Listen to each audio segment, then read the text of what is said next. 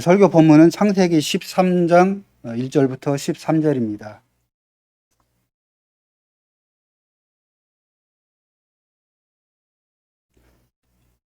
아브라함이 애굽에서 나올새 그와 그 아내와 모든 소유며 롯도 함께하여 남방으로 올라가니 아브라함에게 육축과 은금이 풍부하였더라. 그가 남방에서부터 발행하여 베델에 이르며 베델과 아이 사이 전에 장막 쳤던 곳에 이르니 그가 처음으로 단을 쌓은 곳이라. 그가 거기서 여호와 이름을 불렀더라.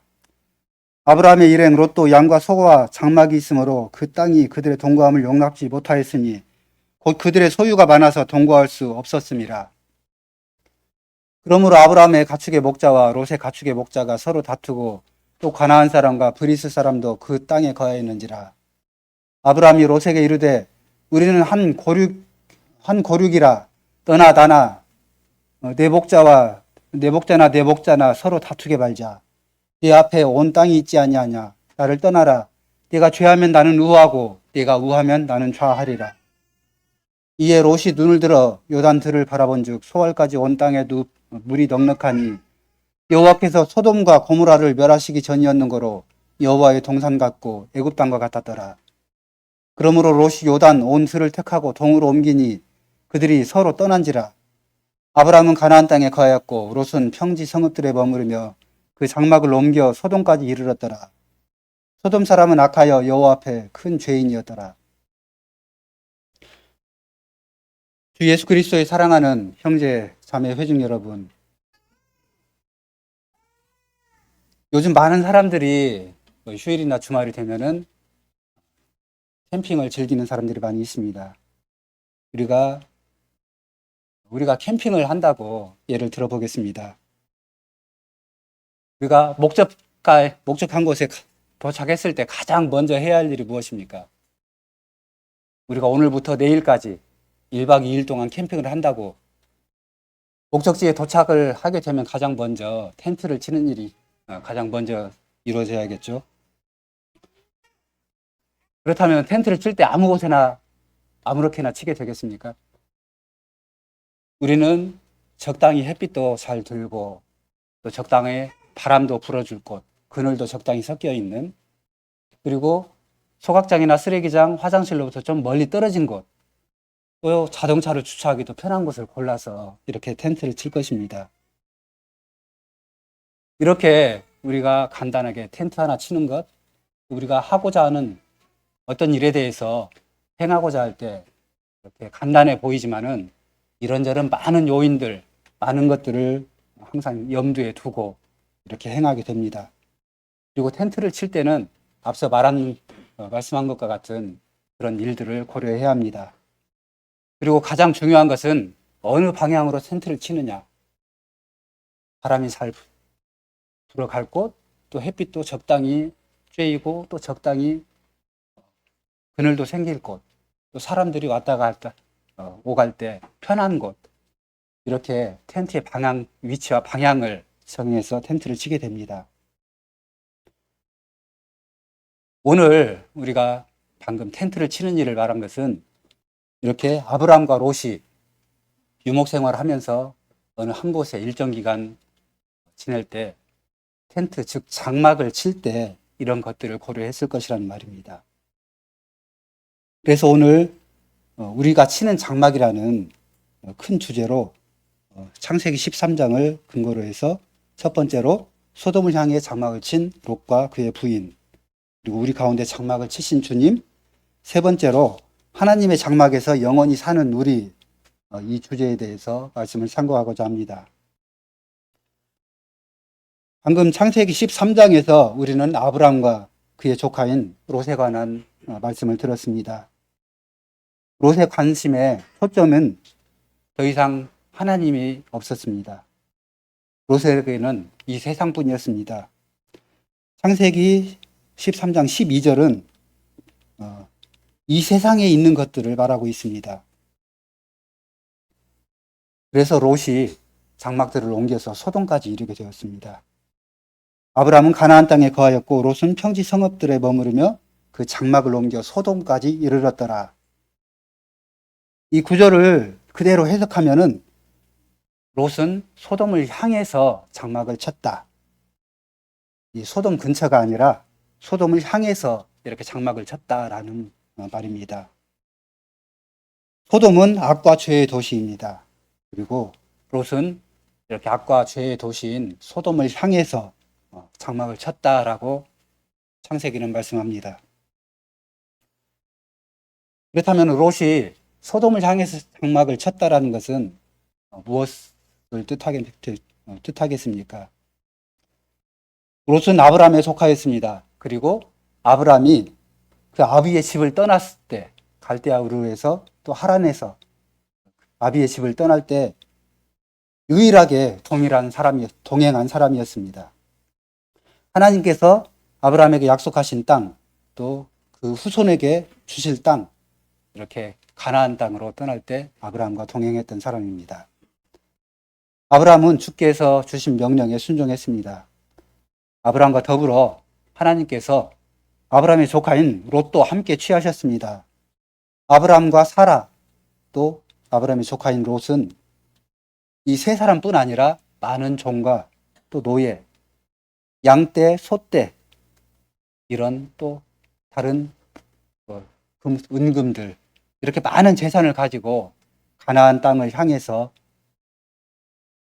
자기 아비의 집을 떠나왔습니다. 그리고 그들이 가장 먼저 도착한 곳은 세겜이었습니다. 다음에 베델과 아이 사이, 이렇게 남쪽으로 가나안 땅을 향해서 여행을 했습니다. 그리고 마지막에 네게브라고 불리는 가나안 땅 남부 지역에 들어갔습니다. 이때 어떤 일이 생겼습니까? 하나님께서 가나안 땅에 기근을 내리셨습니다. 그리고 아브라함과 사라와 롯은 이 기근을 피해서 애굽 땅에 들어갔습니다. 성경에서 애굽은 항상 이렇게 묘사되곤 합니다. 굉장히 풍성한 땅이죠.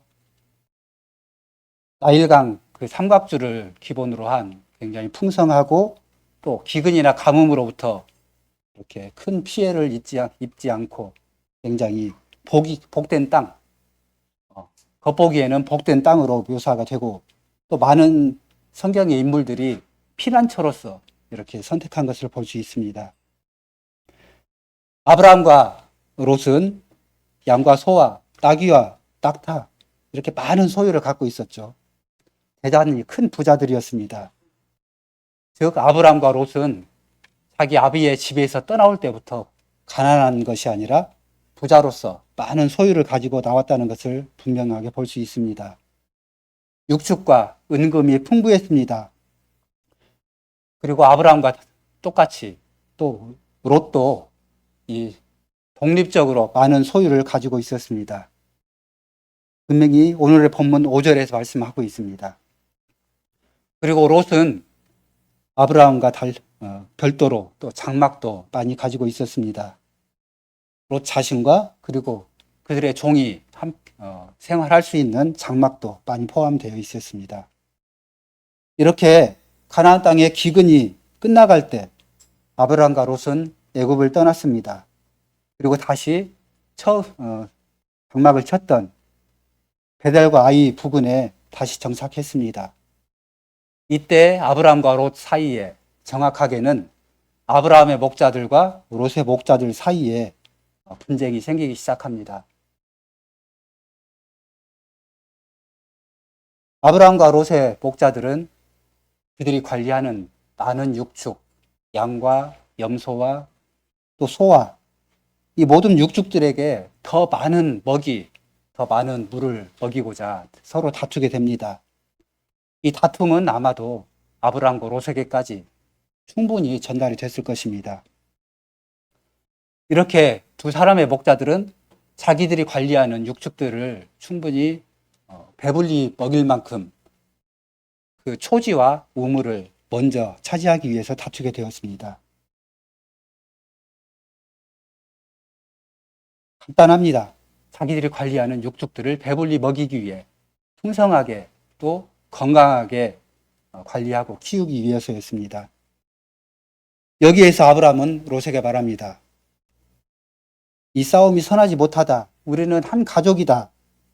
그렇기에 모자란 육축과 초지와 우물을 위해서 우리 서로 분리하자.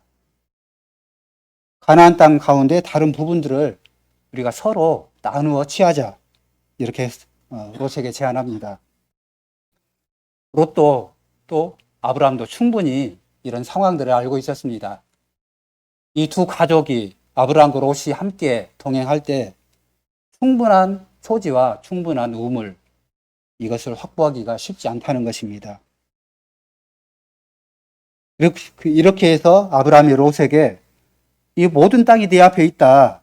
네가 오른쪽으로 가면은 나는 왼쪽으로 가겠고, 네가 왼쪽으로 가면은 나는 오른쪽 땅을 취하겠다. 이렇게 제안하고 또 롯은 사방을 둘러봅니다.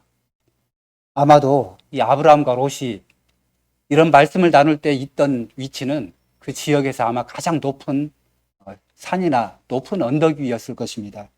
그래서 사방을 모두 한꺼번에 둘러볼 수 있는 그런 높은 곳이었을 그런 위치였을 것입니다. 이렇게 높은 산 위에서 롯이 사방을 둘러봅니다. 그래서 롯은 여기에서 선택을 합니다. 요단 계곡을 둘러봅니다.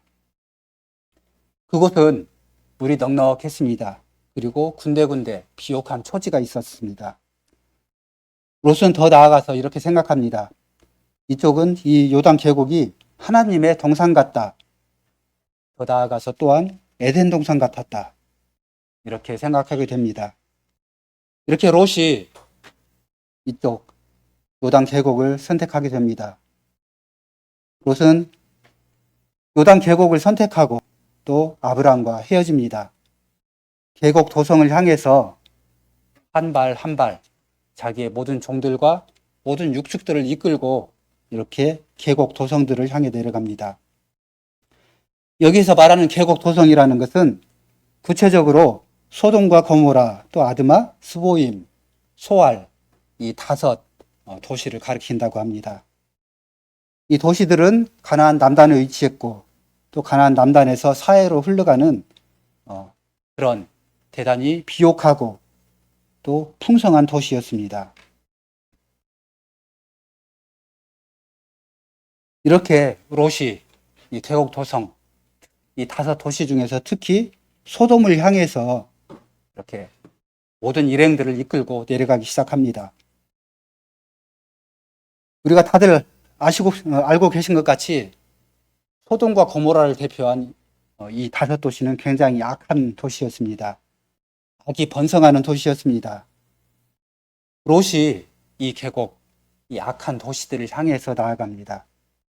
그냥 잠깐 들리러 간 것이 아니라 앞으로 롯과 그의 모든 사람들과 또 모든 소유들을 이 도시를 근거지로 해서 살고자 이렇게 나아갑니다. 이 말씀이 롯은 소돔을 향해서 또 장막을 쳤다라는 이 말씀입니다. 소돔 사람은 악하여 여호와 앞에 큰 죄인이었더라. 이렇게 앞으로 소돔과 고모라에 하나님께서 그 심판을 내리시기 전에 소돔과 고모라는 또 특히 이 계곡 도성들은 굉장히 풍부하고 번성한 도시였습니다. 롯이 이 5 도성을 향해서 나아갔습니다. 이렇게 세상과 가장 가까운 또 악한 도시들과 이렇게 롯이 한 발 더 가까이 나아가서 살기로 사이좋게 지내기로 롯이 결정했습니다. 그렇지만 롯은 처음부터 소돔 성 안으로 들어가서 살지는 않았을 겁니다. 처음에는 소돔 성 근처에서 자기의 일행들과 자기 육축들 이렇게 함께 지내면서 먹일 풀과 마실 물을 찾아다녔을 것입니다. 아직은 나그네로 여행자로 유랑인으로서 살았을 것입니다. 이렇게 어느 땅에도 완전하게 정착하지 않고 이 5 도시 근처를 오가면서 자기 육축들을 목양했을 것입니다. 적어도 이때까지는 롯 자신을 소돔으로부터 분리하는 삶을 살고 있었습니다. 그렇지만은 분명하게 롯은 소돔을 향해서 장막을 쳤습니다. 자신이 세울 장막, 또 가족과 종들이 함께 거할 그 거처로서 이 장막을 소돔을 향해서 쳤습니다. 이 말씀은 소돔을 항상 마음에 두고 있었다는 말입니다. 소돔을 마음에 두고 장막을 쳤습니다. 이것이 롯이 판단하는 그의 판단 기준이었습니다. 하나님이 아니라 소돔을 향해서 소돔을 항상 마음에 초점에 두었습니다. 소돔을 생각하고 있었습니다. 소돔을 보면서 이곳이 나의 장막을 칠 곳이다. 내가 살 곳이다.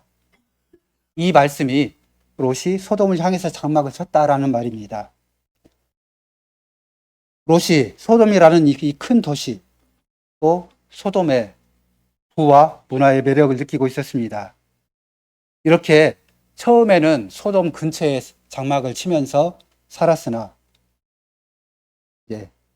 얼마 못 가서 하루하루 한 발짝 한 발짝 소돔을 향해서 들어가게 됩니다. 결과적으로 롯은 장막을 포기하고 소돔 도성 안에 집을 마련하게 됩니다. 19장 1절에서는 롯이 소돔 성문에 앉았다라고 말합니다. 우리가 구약 성경에서 구약 성경의 많은 부분에서 성문 위에 앉았다라는 이 말씀의 의미를 알 수가 있습니다. 아무나 성문 위에 앉을 수가 없죠. 적어도 그 성에서 지도층, 장로나 아니면 어떤 족속의 부족장들, 그 성의 어떤 중요한 일을 결정할 수 있는 사람들만이 성문 위에 앉을 수 있습니다. 구별된 시민들이었죠. 그런데 롯이 이렇게 소돔 성문 위에 앉아 있었습니다. 소돔은 세상에서 악한 도시였습니다. 그리고 롯은 아브라함과 함께 하나님의 부르심에 답했던 그런 사람이었습니다. 그런데 그랬던 롯이 지금 악한 도시인 소돔의 성문 위에 소돔의 다른 장로들과 함께 앉아 있습니다. 롯이 이 소돔 성에서 스스로 노력하고 또 결정해서 그 성문 위에 앉을 수 있는 그런 자리에 올랐습니다. 그렇지만은 베드로 후서 2장에서 베드로는 롯이 분명하게 의인이었다라고 말하고 있습니다. 소돔 성은 악한 도시였고 롯은 의인이었습니다. 그런데 어떻게 롯이 소돔의 성문 위에 앉아있게 되었을까요? 베드로는 의인 롯이 소돔의 이 더러운 생활과 무법과 또 불신실함에 의해 고통을 받았다라고 말합니다. 의인인 롯이 날마다 소돔성 사람들을 보면서 그 무법함에 의로운 심령으로 고통을 받았다라고 말합니다. 이렇게 베드로는 자기의 편지에서 롯을 의인이라고 3번이나 말씀하고 있습니다. 베드로가 이 편지를 기록할 때 성신에 의해서 영감을 받아 롯이 의인이다 이렇게 말씀했을 것입니다. 이렇게 우리는 롯이 소돔에 살아서 또 소돔의 성문 위에 앉아 있다고 해서 악해졌다 이렇게 생각해서는 안 되고 베드로의 말씀처럼 롯이 의인이었다라는 것을 분명하게 알고 있어야 합니다. 분명하게 받아들여야 합니다. 롯은 소돔에 사는 동안 여전히 의인이었습니다. 롯은 소돔의 큰 죄를 아주 명확하게 잘 알고 있었습니다. 그러나 한편으로는 소돔의 매력을 느꼈습니다. 그래서 소돔을 향해서 장막을 쳤습니다. 소돔 성 안에 살게 되었습니다. 다른 한편으로 의인인 롯은 이 소돔 성으로 인해서 그 죄로 인해 의로운 심령의 고통을 받는 하나님의 백성이었습니다. 사랑하는 성도 여러분, 베드로는 왜 롯이 고통을 받았다고 말하고 있습니까? 롯은 하늘과 땅을 지으신 한 분, 그 유일하신 참된 하나님을 아는 의인이었습니다. 또 아브라함에게 말씀하셨던 그 하나님을 알고 있습니다. 아브라함과 사라와 롯 자신이 갈대아 우르에서 가나안 땅으로, 애굽에서 다시 가나안 땅으로 이렇게 인도하셨던 분이 하나님이심을 알고 있었습니다. 소돔 그 성 안에서 일어나고 있는 모든 일, 죄된 일이라는 그 모든 일이 죄된 일이라는 그 사실도 잘 알고 있습니다. 소돔의 악함으로 주님 앞에서 큰 죄인이라는 사실을 또한 잘 알고 있었습니다. 이렇게 롯은 죄와 악이 하나님을 노하게 만든 사실을 잘 알고 있습니다. 그렇지만 롯은 소돔을 향해서 장막을 쳤습니다. 소돔의 그 화려함과 또 부유함의 매력을 느꼈습니다. 이렇게 소돔을 향해서 장막을 친 롯이 죄인입니까? 소돔 안에서 살기로 결정한 이 롯이 또 그 롯을 우리는 죄인이라고 받아들여야 합니까? 우리 또한 롯에게서 우리와 똑같은 모습들을 봅니다. 롯을 몰아세워서 우리 자신을 합리화시키지 맙시다. 우리 또한 이 세상에서 또 이 세상에서 많은 것들에 대해서 매력을 느끼고 또 이루고자 합니다. 우리는 죄된 일조차도 매력적으로 보이고 또 어느 순간에는 부러워하기조차 합니다. 우리 또한 이것들이 모두 잘못된 것이라는 것을 압니다. 뉴스에 나오는 많은 일들 그리고 많은 사건에 대해서 머리를 흔들면서 분노하기도 합니다. 모두 세상이 죄로 가득 차서 이런 일들이 일어난다 이렇게 평가하기도 합니다. 그렇지만 우리도 롯처럼 세상을 향해서 매력을 느낍니다. 세상을 향해서 우리의 장막을 칩니다. 그리고 그 장막을 근거지로 해서 세상에서 한 자리를 우리를 위해서 확보하고자 노력하고 있습니다. 롯이 소돔의 부와 또 그 신망에 대해서 어떤 매력을 느꼈을지 상상해 봅시다. 세상의 부와 또 신망의 매력을 느끼지 않습니까? 그래서 롯은 소돔 성 안으로 거처를 옮겼습니다. 우리는 우리의 장막을 어디를 향해서 치고 있습니까? 세상을 향해서 치고 있습니까? 아니면 하나님의 성, 교회를 향해서 장막을 칩니까? 우리는 이렇게 롯을 너무 세우지는 맙시다. 이렇게 롯을 비난하고 몰아세움으로 우리 자신을 이렇게 합리화하지 맙시다. 우리 모두가 세상을 향해서 장막을 칩니다. 세상 안에서 살아가고 있습니다. 또 하나님의 은혜로 성신에 새롭게 하시는 그 능력 때문에 경건한 삶을 살고 있을 뿐입니다. 의로운 삶, 하나님의 계명을 순종하는 그런 삶은 우리 스스로 이렇게 살 수 없는 것입니다. 우리는 본성상 우리 죄성과 타락한 본성으로 각자 소돔을 향해서 장막을 치는 이렇게 죄인일 뿐입니다. 우리 장막을 남겨두고 도성 안으로 옮겨갑니다. 이것이 바로 우리가 죄의 나락으로 떨어졌을 때 가장 먼저 나타나는 그런 행동들입니다. 우리는 소돔에서 어떤 일들이 일어났는지 창세기를 먼저 읽었기에 알고 있습니다. 하나님은 소돔 성 안에 소돔의 사람들과 함께 계시지 않았습니다. 그리고 하나님께서 불과 유황불로 소돔을 멸하셨습니다. 이렇게 우리는 하나님께서 마지막 날에 소돔을 멸하신 것 같이 죄된 세상을 멸하실 것을 알고 또 고대하고 있습니다. 그리스도 안에서 사랑하는 성도 여러분, 우리 교회의 두 가정에서 언약의 자녀가 출생하기를 우리는 기다리고 있습니다. 이 아이들이 태어나고 자라면서 우리는 그냥 교회 안에 가정에서 아이가 태어났다, 언약의 자녀가 출생했다 이렇게 그냥 한번 생각하고 지나갈 수도 있습니다. 그러나 고라 자손이 쓴 노래한 시편 87편에서 시온에 대하여 말하기를 이 사람 저 사람이 거기서 났나니 지존자가 친히 시온을 세우리라 하리로다. 여호와께서 민족들을 등록하실 때 그 수를 세시며 이 사람이 거기서 났다 하시리로다. 이 사람 저 사람이 거기서 났다라고 말합니다. 이 시에서 거기는 시온, 곧 교회를 가리킵니다. 이 교회에서 우리는 하나님께서 당신의 백성들과 세우신 언약의 모든 축복을 받고 있습니다. 이 언약적인 특권을 아무도 빼앗을 수 없습니다. 그러나 어떤 아이들은 자라면서 이 언약적 특권을 거부하고 또 관심을 기울이지 않으므로 이 교회를 떠나가기도 합니다. 또 어떤 사람이 교회에 들어오기도 합니다. 이 사람은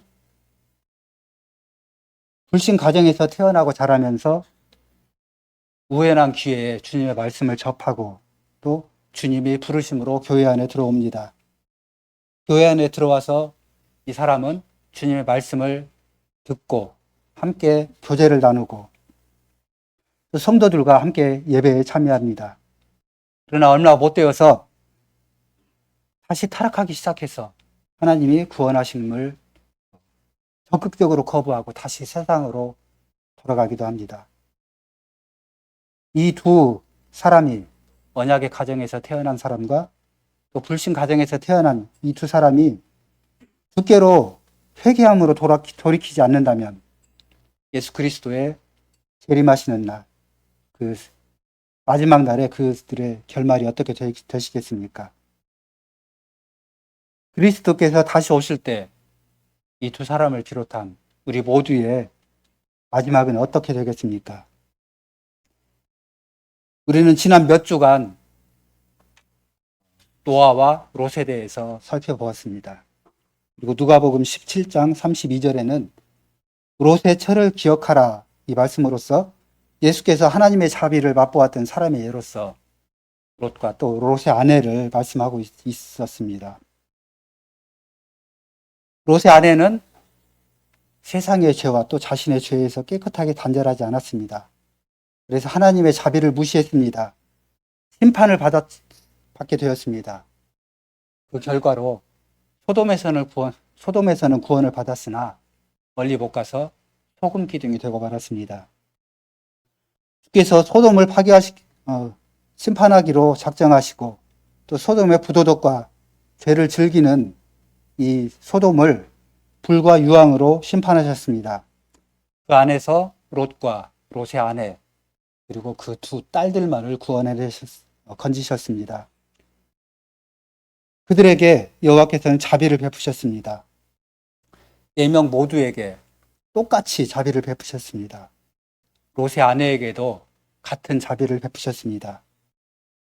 그렇다면 롯의 아내가 어떤 사람이었겠습니까?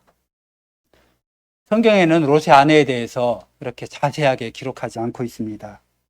반면에 그 남편 되는 롯에 대해서는 많은 부분에 대해서 기록이 있습니다. 그리고 창세기에는 롯에게 아내가 있었다. 또 이렇게 소돔에 살기 전에 롯이 결혼을 했다라는 그 기록은 없습니다. 그래서 우리는 롯이 소돔 근처에 아브라함과 갈라진 후에 소돔 근처에 살 때부터 그때쯤 결혼을 했을 것이다 라고 이렇게 생각을 해볼 수 있습니다. 이렇게 하나님께서 심판으로부터 구원하셨을 때 그 소돔을 뒤돌아본 롯의 아내, 그 행동 하나만으로도 롯의 아내는 소돔 근처에 살던 사람이었을 것이다 라고 충분히 해볼 수도 있습니다. 중요한 것은 롯의 아내가 소돔 사람이었다, 아니다. 이것이 아닙니다. 분명하게 하나님께서 롯과 그의 아내, 그리고 롯의 두 딸들까지도 완전하게 구원을 베푸셨다는 것입니다. 당신의 사랑과 자비를 베푸셨습니다. 롯의 아내를 주의 교회 안으로 부르셨습니다.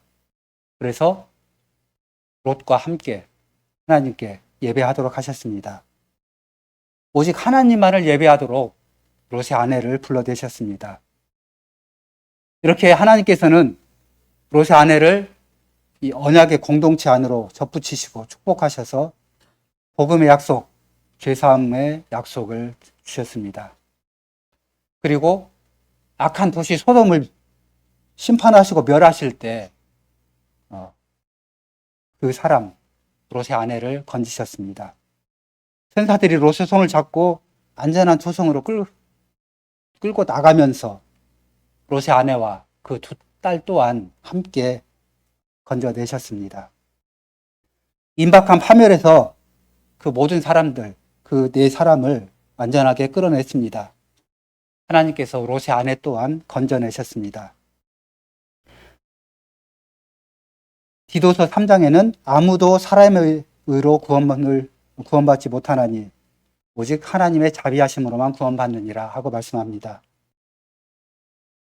그리스도께서 롯의 아내를 기억하라 하고 우리에게 명령하실 때 우리가 이렇게 기억할 것은 하나님께서 롯의 아내에게도 구원을 베푸셨다. 자비를 베푸셨다. 말로는 표현할 수 없는 자비를 베푸셨다 하는 것입니다. 이 사실은 하나님께서 우리에게 베푸신 경이로운 기적에 대해서 다시 생각할 수 있게 합니다. 우리는 본성상 롯의 아내와 다르지 않습니다. 바울 사도가 신약교회 회원들을 묘사할 때 자주 사용한 말씀을 한번 생각해 봅시다. 우리는 죄인들이고 심지어 본성상 하나님을 미워하는 하나님의 원수들입니다. 세상의 죄에 대해서 하나님의 영원한 진노를 받을 만한 사람입니다. 그렇지만은 하나님께서 우리 손을 잡으시고 오라 내게 속하였다 하고 말씀합니다. 하나님께서는 그 당신이 사랑하시는 사람들을 임박한 대재앙으로부터 건져주셔서 당신의 교회로 불러 모으십니다. 우리는 하나님의 사랑과 또 주의 자비를 경험합니다. 이 자비로서 우리에게 구체적인 의무들을 또한 하나님은 우리에게 부과하십니다. 하나님이 우리를 사랑하신 것과 같이 우리도 하나님을 사랑해야 합니다. 세상과 또 그 죄로부터 또 세상의 부도덕과 그 불신실함으로부터 철저하게 떠나야 합니다. 세상으로부터 피하고 도망해야 합니다. 롯의 아내와 같이 뒤돌아봐서는 안 됩니다. 뒤를 돌아보지 말아야 합니다. 이렇게 창세기 19장에서 천사가 롯과 그 아내에게 말한 것처럼 도망가서 생명을 보존하라. 돌아보거나 들에 머물지 말고 산으로 도망하여 멸망함을 면하라.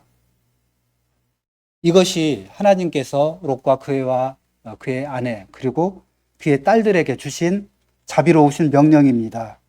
이 명령은 오늘을 사는 우리에게도 똑같이 주어진 명령입니다. 뒤돌아보지 맙시다. 주께서 우리를 세상으로부터 건져내시자마자 우리는 뒤돌아보지 않아야 합니다.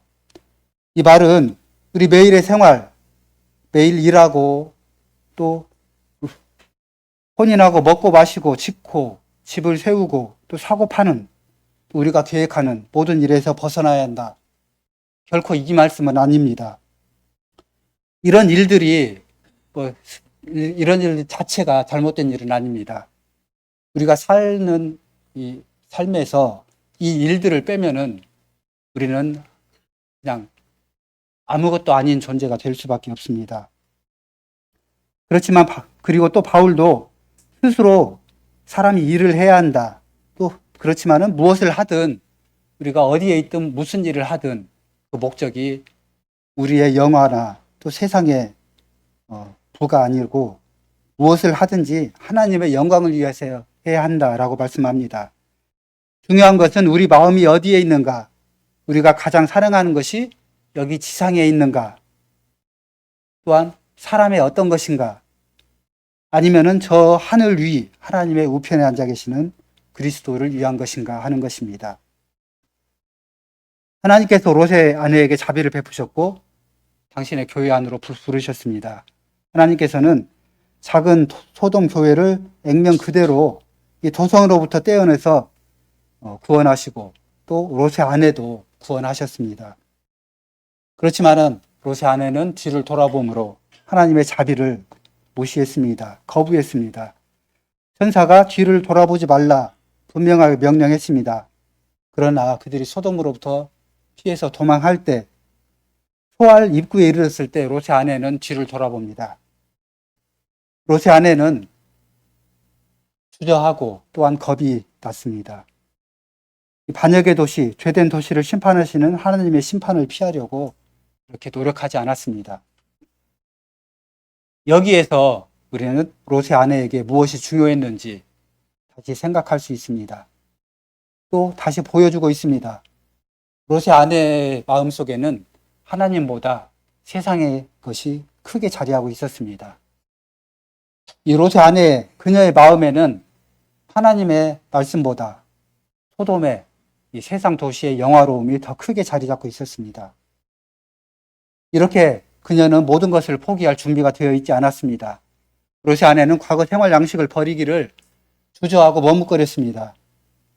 하나님께서 그에게 베푸신 이 자비, 임박한 파멸에서 구원하실 그때에도 그의 마음속에는, 그녀의 마음속에는 하나님과 세상 안에서 갈팡질팡하며 어떤 것이 큰 것인지 중요한 것인지를 섣부르게 또 완전하게 결정하지 못했습니다. 하나님께서 자비를 베푸실 때 사람들은 그 자비를 받아들일지 아니면은 거절할지 둘 중에 하나를 완전하게 택해야 합니다. 중간지대는 없습니다. 롯의 아내는 하나님의 자비를 거부하고 무시했습니다. 그렇다면 우리는 이때 어떻게 반응하고 있습니까?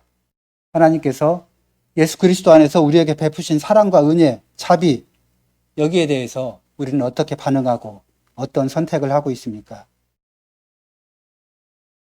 기껍게 또 완전하게 세상을 버리고 있습니까?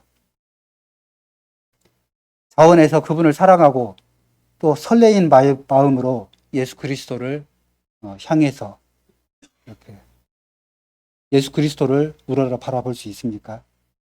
아니면 세상의 풍성함, 화려함, 이것들을 향해 뒤돌아보지 않습니까? 우리가 소돔을 향해서 장막을 치고 있지 않습니까? 하나님의 자비의 복음이 우리에게 제공하는 모든 것을 던져버리라고 요구할 때 불안하거나 불쾌하거나 또는 머뭇거리거나 이런 것들을 위해서 뒤를 돌아보지 않습니까? 세상과 세상 안의 모든 화려한 것들, 모든 것들은 이 마지막 날 예수님이 재림하시는 그 마지막 날에 심판을 받을 것입니다. 모두 소멸될 것입니다. 모두 불에 태워질 것입니다. 이 세상 안에 있는 것들을 모두 버리고 예수 그리스도를 향해서 우리가 나아갑니까? 그리스도를 사랑하며 그분을 위해 모든 것을 버리고 있습니까?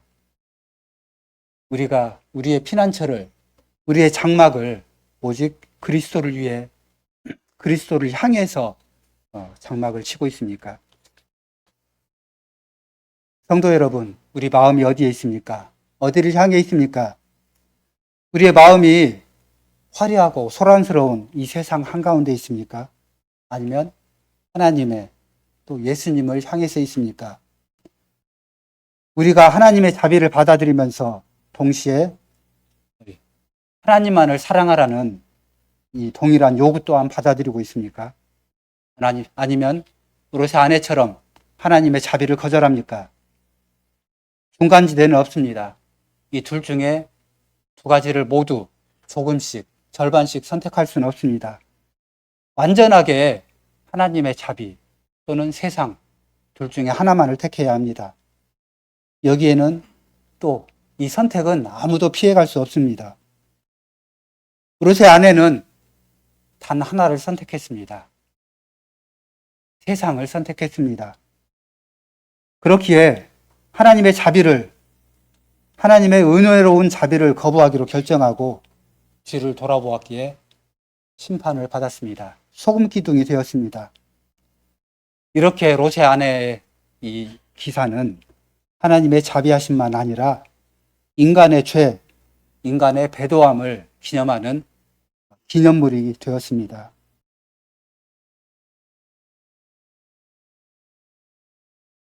하나님께서는 롯과 또 그와 함께 롯의 아내도 분명하게 소돔에서 불러내셨습니다.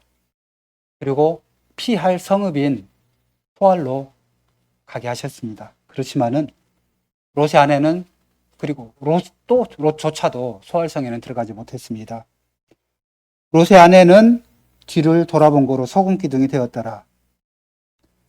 이렇게 교회의 남은 자들에게 베푸시는 하나님의 자비를 계속 누리는 대신 롯의 아내는 불경한 도시 소돔에 쏟아 부으시는 하나님의 심판에 참여하게 되었습니다. 이렇게 하나님의 형벌이, 심판이 롯의 아내를 덮쳤습니다.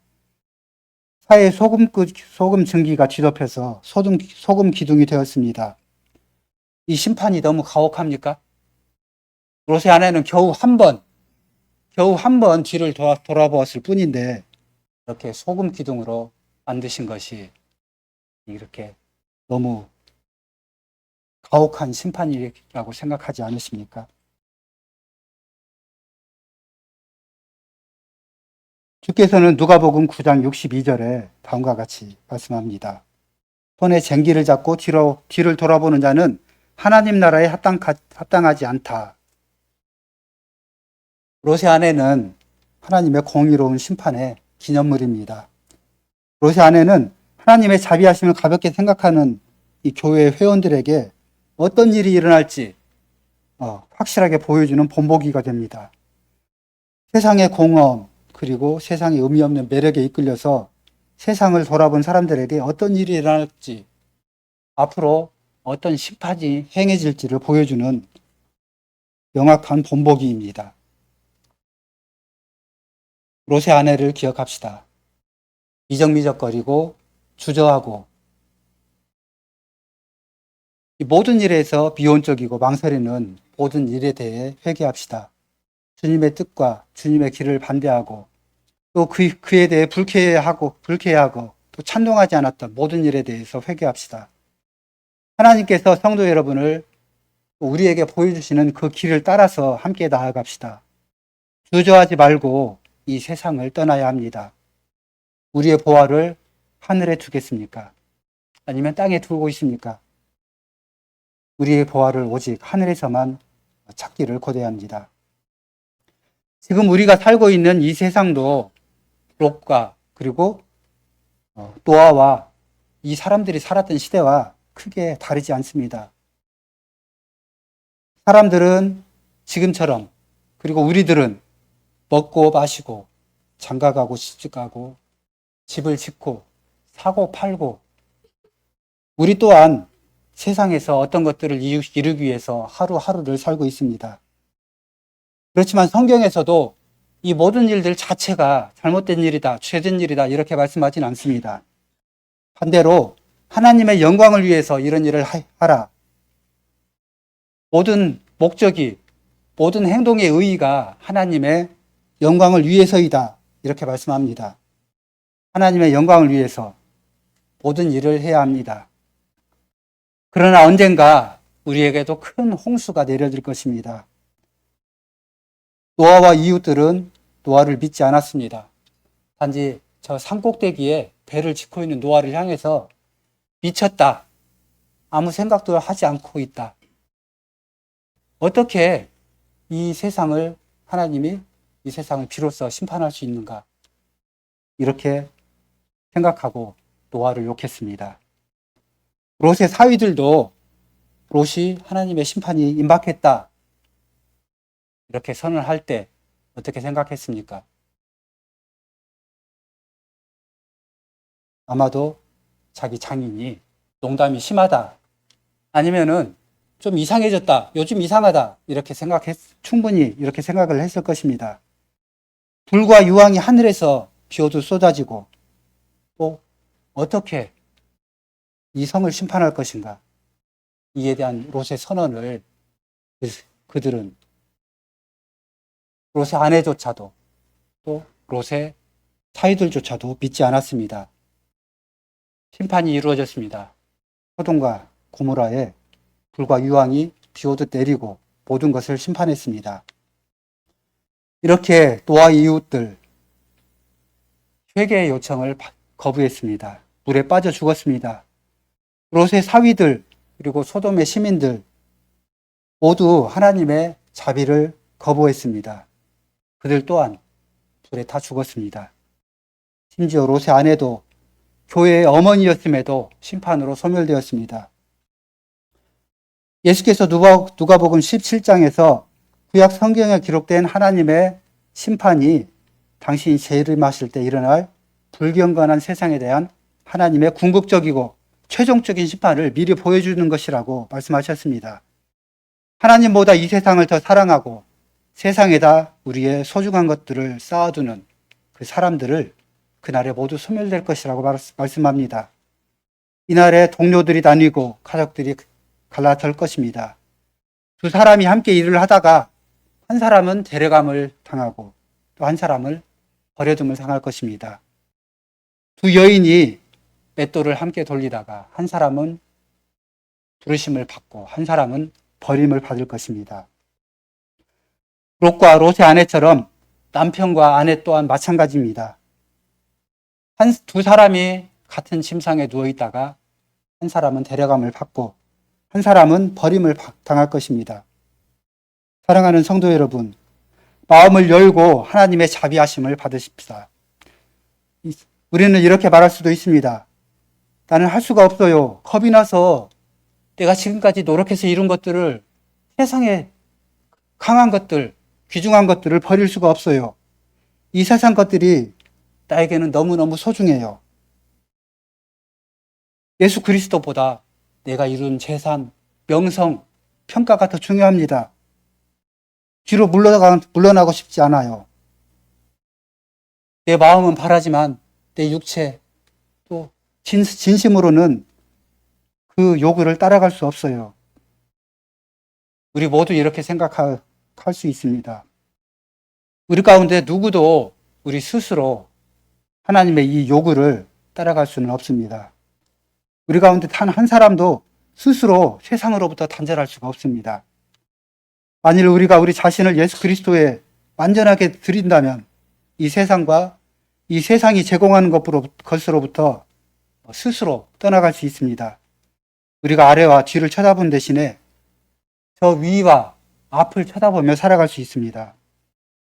그리스도께 우리 자신을 드립시다. 성신을 향해서 우리 마음을 드립시다. 우리 손에 쟁기를 들고 우리 눈을 들어 우리 앞에 계시는 구주 예수를 바라봅시다. 우리는 결코 하나님의 심판에 가까이 가지 않을 것입니다. 마지막 날에 우리는 임박할 심판에서 완전하게 또 영원토록 구원을 받게 될 것입니다. 노아와 롯은 구원을 받았습니다. 노아와 롯은 덕이 있는 사람들의 탁월한 모범이 아니었습니다. 그들 또한 비참하고 연약한 사람들이었습니다. 그렇지만 그들은 임박한 진노를 피하라는 하나님의 명령에 주목하고 또 따랐던 사람일 뿐입니다. 그들은 그들의 모든 삶을 하나님의 장종 안에 두었습니다. 그 결과 그들은 생명을 보존하고 또 롯의 아내는 자신의 옛 생활을 놓지 않으려 뒤돌아봄으로 심판을 받게 되었습니다. 그렇게 롯은 아내를 잃어버리게 되었습니다. 롯의 아내를 기억합시다.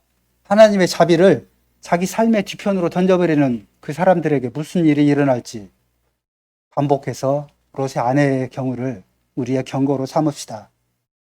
롯의 아내는 사람의 배교에 대해 증언하고 또 하나님의 심판을 증거하고 또 주님의 자비에 대해서 증언을 하는 사람입니다. 롯의 아내를 잊지 맙시다. 우리는 하나님께서 행하신 큰 일들을 봅니다. 요한복음 1장 1절에서는 말씀이 육신이 되어 우리 가운데 거하신다라고 말합니다. 이 말씀은 말씀이 육신이 되어서 자기 장막을 우리 가운데 치신다, 이 말씀입니다. 우리는 롯과 같이 소돔을 향해서 장막을 칩니다. 그러나 하나님께서 친히 우리 장막 앞으로 내려오셔서 당신의 장막을 우리 가운데 치십니다. 우리를 향해서 치시지 않고 또 더 나아가서 우리 가운데 당신의 장막을 치십니다. 요한복음 1장은 예수 그리스도의 신성,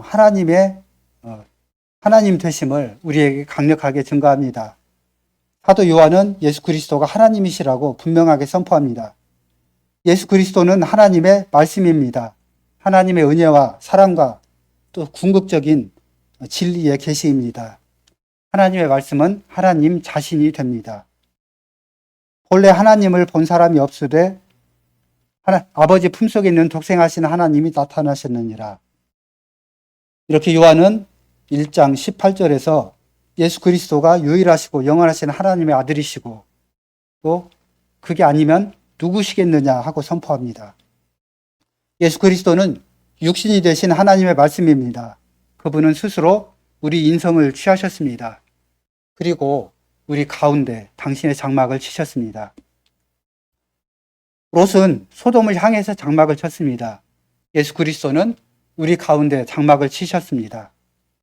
우리 가운데 자기 장막을 치심으로 우리 인성을 입으시고 또 사람이 되셔서 하나님의 아들이 우리 가운데 빛이 되셨습니다. 죄의 어둠과 세상 속에 소돔의 매력에 빠진 우리들을 향해서 그리스도께서는 빛이 되시고 또 우리를 향해 빛을 비추셨습니다. 죄의 삭스는 죽음이라. 우리는 스스로 죽음을 자초합니다. 세상의 쾌락을 구하고 그러므로 죽음을 우리 가운데 끌어들였습니다. 그러나 그분은 생명을 가져오셨습니다.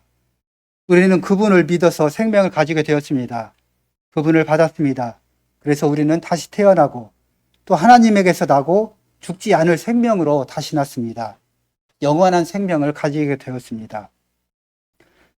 예수께서 모세의 율법을 성취하셨습니다. 우리는 성취하지 못하고 또한 성취할 수도 없습니다. 그리고 우리는 그 율법을 깨뜨립니다. 그러나 예수께서는 그 율법을 지키십니다.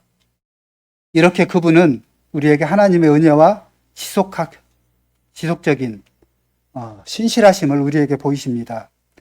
그분이 우리 가운데에서 거하시면서 우리 죄를 짊어지셨습니다. 그분은 고통을 받으시고 죽으셨습니다. 우리의 죄를 대신해서 죽으셨습니다. 우리 죄를 위해서 죽으셨습니다. 오직 그분에게만 우리 관심을 맞춥시다. 믿음의 눈을 우리 가운데 오셔서 장막을 치신 그분에게만 맞춥시다. 우리 장막을 세상이 아니라 예수 그리스도께로 향해서 칩시다. 우리가 그리스도와 더불어서 영광스러운 장래에 그리스도와 함께하는 그 장래에 우리 눈과 우리의 몸을 거정합시다. 예수께서는 33년 동안 우리 가운데 장막을 치고 거하셨습니다. 우리 죄를 위해서 당신의 속죄 사역을 다 감당하신 후에 하늘로 올라가셨습니다. 그러나 그분은 지금도 여전하게 우리와 함께 계십니다. 그분의 이름인 임마누엘로서 우리와 함께 하십니다. 그분은 당신의 성신의 영광과 능력으로 우리 가운데 거하십니다. 예수 그리스도께서 또 그리스도의 성신께서 당신의 장막으로 우리 안에 거하고 계십니다. 그리스도의 백성인 우리는 그분의 성신의 영광과 은혜로 충만합니다. 하나님께서 당신의 임재의 영광으로 성막에 충만하셨던 것 같이 그리스도께서 성신의 영광으로 우리를 충만하게 하십니다. 사랑하는 성도 여러분, 오늘의 절정은 요한계시록 21장에 있습니다. 사도 요한은 환상 가운데 하늘에서 나는 큰 음성을 들었습니다. 내가 들으니 보좌에서 큰 음성이 나서 가로되 하나님의 장막이 사람들과 함께 있음에 하나님이 저희와 함께 거하시리니 저희는 하나님의 백성이 되고 하나님은 친히 저희와 함께 계셔서 모든 눈물을 씻기심에 다시 사망이 없고 애통하는 것이나 곡하는 것이나 아픈 것이 다시 있지 아니하리니 처음 것들이 다 지나갔음이라라. 보라, 하나님의 장막이 사람과 함께 있어 그가 자기 장막을 그들과 함께 치실 것이다. 이렇게 말씀하고 있습니다. 이 말씀은 만물의 절정과 완성을 말합니다. 이 환상에서 사도 요한은 하나님이 우리와 함께 영원토록 거하실 함께 거하시는 미래를 내다보고 있습니다. 이 일이 성취되고 있습니다. 한 역사 속에서 이 일은 성취되고 있습니다. 사람의 도성인 이 세상 안으로 우리의 장막을 치집합시다. 유목민과 같이 또 베두인과 같이 우리의 짐을 챙겨두었다가 심판이 선언되는 그 즉시 하나님께로 우리의 모든 것을 향할 준비를 하십시다. 성도 여러분, 우리 장막을 어두운 세상을 향해서 치지 마십시오. 세상이 우리를 죽일 것입니다. 우리 장막을 예수 그리스도를 향해 칩시다. 우리의 삶을 예수 그리스도를 향해 쳐야 합니다. 우리를 위해서 큰 사랑으로 우리를 구원하기 위해서 우리 가운데 장막을 치신 그분을 향해서 우리의 장막을 칩시다. 예수 그리스도를 향해서 장막을 칩시다. 그리스도를 향해서, 그리스도를 위해서 삽시다. 삼위 하나님께서 우리와 함께 당신의 장막을 치시기 위해 오시는 그 역사의 가장 큰 순간을 열정적으로 고대하면서 삽시다. 우리는 그의 장막에서 영원하게 살 것입니다. 오늘 이미 우리의 거처이신 그분이 영원토록 그렇게 허락하실 것입니다. 아멘.